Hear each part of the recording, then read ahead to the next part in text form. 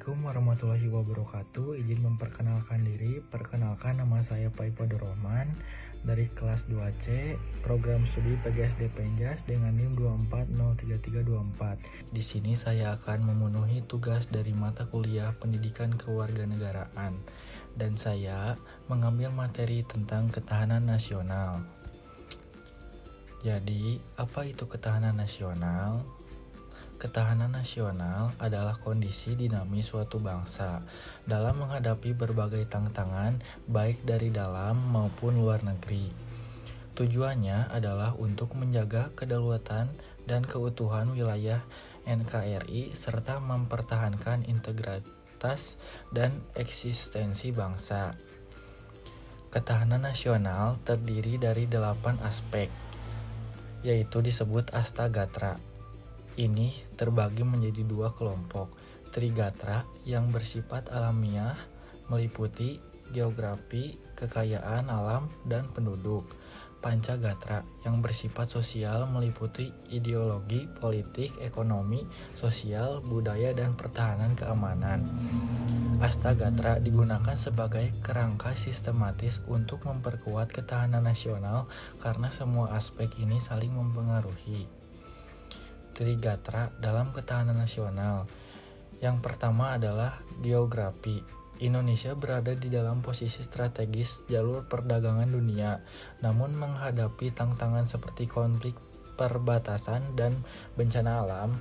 Kedua, kekayaan alam, sumber daya alam kita melimpah, tapi rentan terhadap eksploitasi dan kerusakan lingkungan. Ketiga, penduduk bonus demografi menjadi potensi besar, tetapi tantangannya adalah kualitas SDM, pemerataan, dan urbanisasi.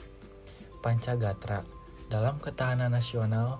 Kelima aspek yang membentuk Pancagatra adalah ideologi Pancasila sebagai dasar negara menghadapi tantangan radikalisme dan disinformasi.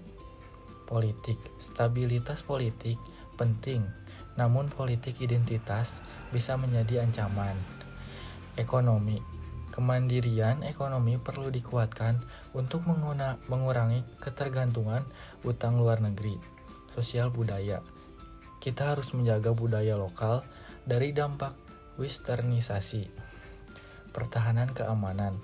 Kekuatan TNI dan kesadaran bela negara sangat penting dalam menghadapi ancaman seperti separatisme dan perang siber. Globalisasi dan ketahanan nasional. Globalisasi membawa dampak positif dan negatif. Positif, arus informasi cepat, perdagangan bebas, dan kemajuan teknologi. Yaitu dampak negatifnya adalah memasuki ideologi asing, tantangan budaya lokal, dan ketergantungan ekonomi. Tantangan utama adalah bagaimana menjadi identitas bangsa di tengah arus global. Strategi menghadapi globalisasi ini tujuan utamanya adalah menjaga kemandirian dan keutuhan NKRI. Strategi utama meliputi 6 pilar: pendidikan karakter, kemandirian ekonomi, pelestarian budaya, diplomasi aktif, teknologi informasi, sehat, dan ketahanan lingkungan. Ada pula 8 arah tindakan seperti peningkatan SDM, penguatan hukum, dan sinergi antara TNI dan rakyat. Dan juga ada upaya tambahan.